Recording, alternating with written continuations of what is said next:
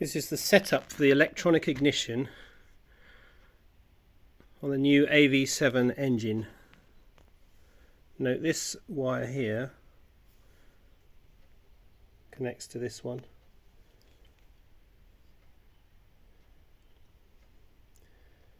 Then the black one here we have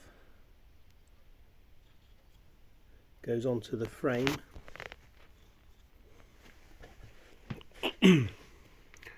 We also have this one connecting to the same place.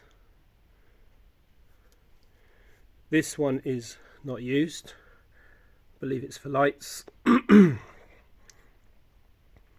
Then from here to the electronic ignition we have this one onto the frame as well. This one is not used. Okay, this wire here runs to the unit there, and we have another one also running to the same unit.